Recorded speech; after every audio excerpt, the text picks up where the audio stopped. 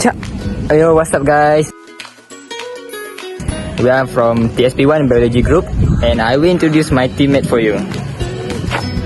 Alright, so this is my first friend here. Looking weird. Looking energetic. So we have two of our friends here studying. And our last friend here, say hi.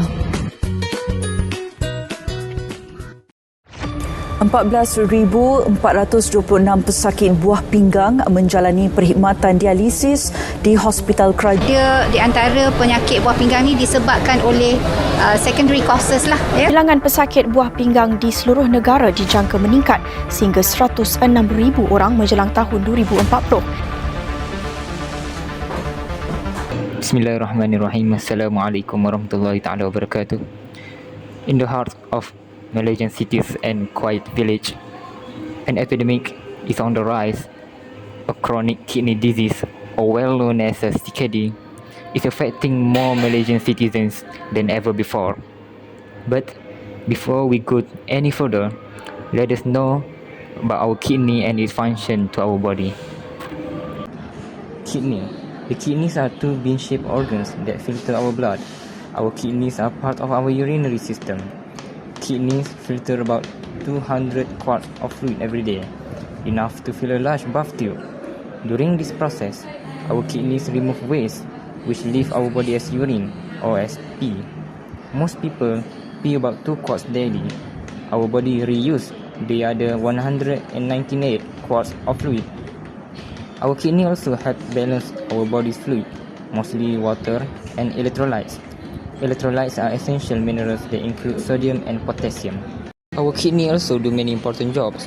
Some of the ways that keep our whole body in balance include removing natural waste products and extra water from our body, helping make red blood cells, balancing important minerals in our body, helping maintain our blood pressure, and keeping our bones healthy. The renal lobe. Branches of the renal artery supply each renal lobe. Now, let us come back to our main topic here, which is the CKD. Alright, so CKD, or well known as chronic kidney disease, is when the kidney have become damaged over time for at least 3 months and have a hard time doing all their important jobs. CKD also increase the risk of other health problems like heart disease and stroke. Developing CKD is usually a very slow process with very few symptoms at first. So, CKD is divided into 5 stages to help guide the treatment decisions. CKD is evaluated by using 2 simple tests. The first one is a blood test known as the estimated glomerular filtration rate, or EGFR, and the second one is a urine test known as the urine albumin creatinine ratio, UACR. Okay, moving on. Let's take a look at the causes of CKD. So first of all, we have type 1 or type 2 diabetes, but mostly the causes are from type 2 diabetes. The next one, we can also relate high blood pressure or hypertension with CKD, obesity, unhealthy lifestyle such as that.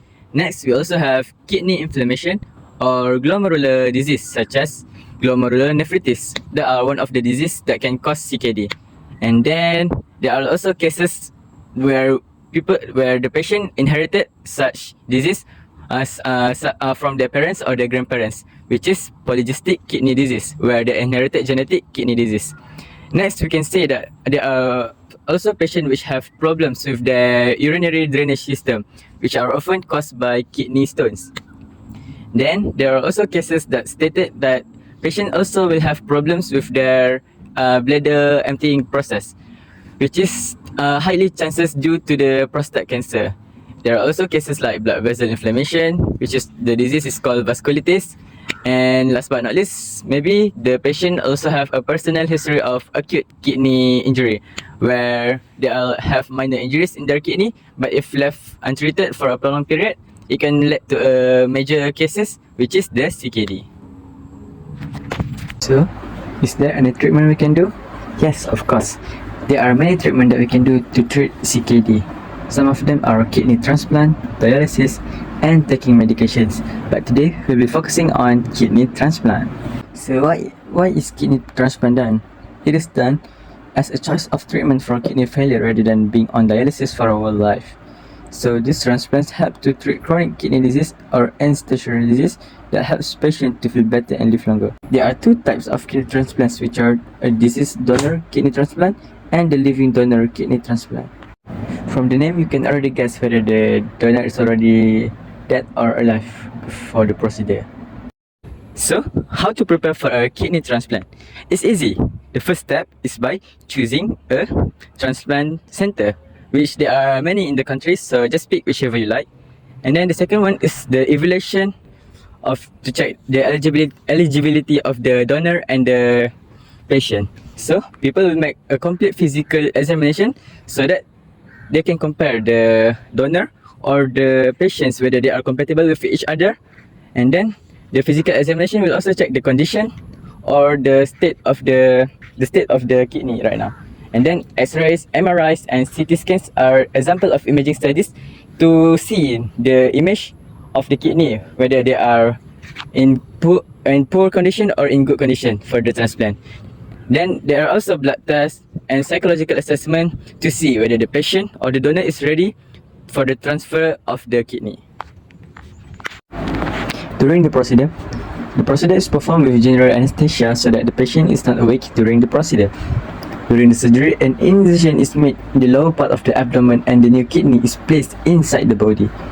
The blood vessels found in the kidney are attached to the blood vessels in the lower abdomen, and the ureter is connected to the bladder. After the procedure, the surgeon will monitor the patient's health and the recovery areas to find any signs of complications. The new kidney has to make urine like the old kidney. Only then it is found to be healthy. If not, then a temporary dialysis is suggested. Most patients will return to work and normal routine within 8 weeks after the kidney transplant. So, close monitoring is required after the patient goes home to check the functionality of the new kidney. And the patient needs to take meds afterwards. It is required to protect the replacement kidney from being attacked and rejected by their own immune system. It also helps them to lower the chance of infection. Is there any risk or complications after surgery? Yes, there is, such as organ failure, rejection, bleeding, side effect of medicine, infection, and many more. There's many ways for us to prevent the CKD, and one of it is by quitting smoking. So quitting smoking can reduce the risk of progression of CKD in several important ways. The first one is to improve blood pressure. Smoking increases blood pressure, which is a major risk factor for CKD. And the second one is to protect kidney blood vessels. Smoking causes narrowing and hardening of blood vessels, including those in the kidneys. Stopping smoking improves blood flow and kidney functions. And the last one is to reduce proteinuria.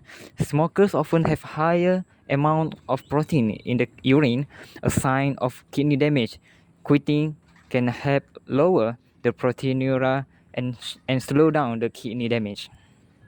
Another way that we can do to prevent this CKD is by taking a healthy food. By taking a healthy food, you can control blood pressure.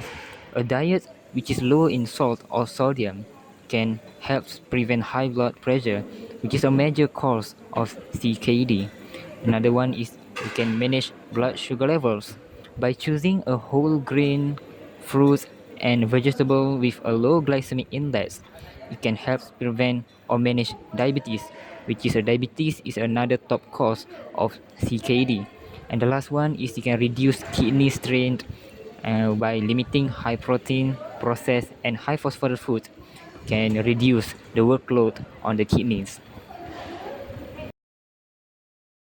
Besides of our own initiative in preventing the CKD, the Malaysian government and the health organization have implemented various programs aimed at early detection and management of CKD.